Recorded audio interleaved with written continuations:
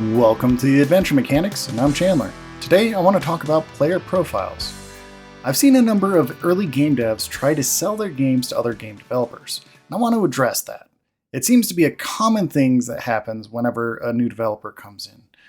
They have their copy of a game that they really like, and they shop it around to other developers. This isn't exactly a good way to get your player base started. Sure, other developers will be able to give you feedback, and often it's very useful feedback. But there's not going to be enough developers in the world to support your game unless you're building it in a week. If you're not building it for other developers, who should you be building your game for? This is where the idea of a player profile comes in.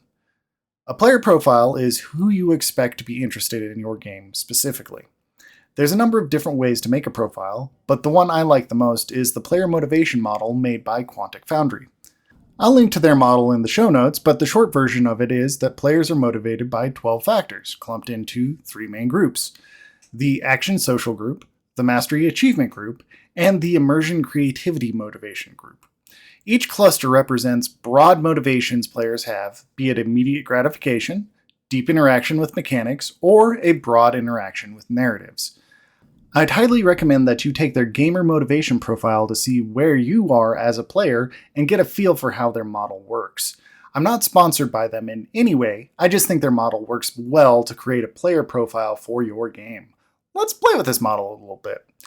If you're building a real-time strategy game, your target audience better be strategy-focused players. You don't necessarily want to make an RTS for the cozy farming sim crowd. Or maybe you do. If you're making it for yourself, the player profile is you. Assuming you want to make a commercial game, however, you're going to need a larger audience.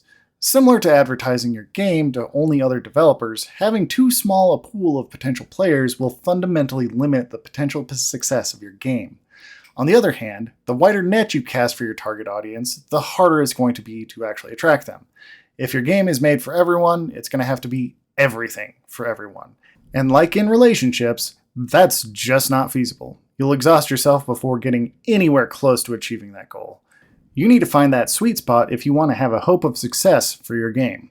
So, how are you going to build your player profile?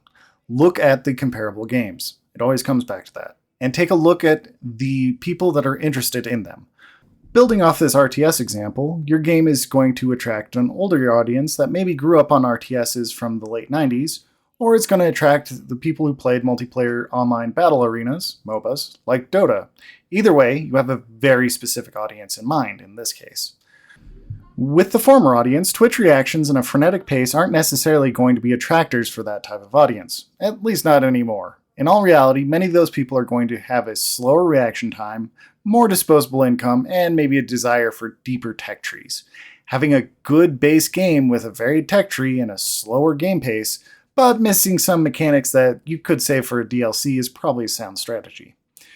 With the latter audience, you're looking at people who really thrive on the competitive aspects of RTSs, yet still want strong characters and a more personal feel with the units they command. You'll want to emphasize the smaller scale strategy layer and a strong character design. And having more ways to customize each character in the army and really pushing the character aspect and what makes each unique would be a better approach for that audience in particular. Not all player profiles are going to be this easy though. Let's say you are actually making that RTS for the cozy farming sim crowd though. That's going to be a hard audience to find. At first blush, I would think this crowd wouldn't be interested in that sort of thing, as a cozy game doesn't lend itself to the mechanic mastery and competing with other players like Stardew Valley or similar titles. But let's say this is your dream project and you want to fuse that cozy with real-time strategy. Who are you targeting with this game? If it's the farming simulator crowd, you're looking at people who like to take things slowly and build relationships with other characters in the game. You'll likely want to emphasize the overarching story and minimize the competitive aspects of typical RTS games. Knowing this, you may change the direction you want to take your game. On the other side of the spectrum, let's say you want to make a cozy RTS. You're likely looking at people who want to have a similarly slower pace, but still want to have that challenge and push from maybe other players or an AI to keep the game from becoming a managerial sim. In this case, you may be looking at games like Majesty or Off-World Trading Company and their audiences.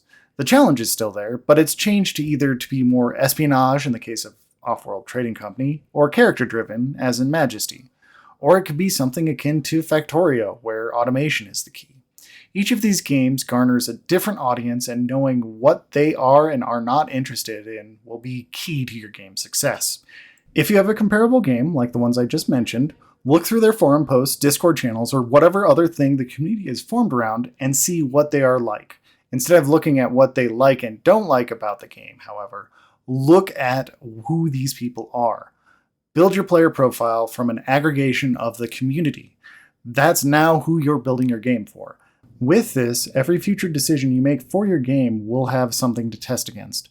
The joy of manual labor in a farming sim isn't really going to appeal to an automation player, whereas having a list of recipes they can use will definitely get their attention.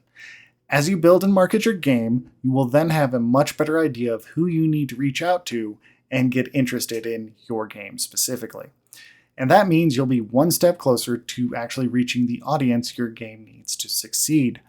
I'll stop there, but this is just a start to building a player profile.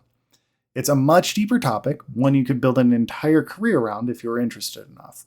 As always, if you have any questions or comments, leave them below or find me on various social media as JCSIRRON.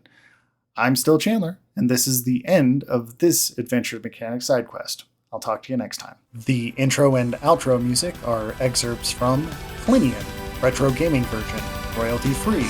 Music provided and produced by Lone Peak Music. Link in the description.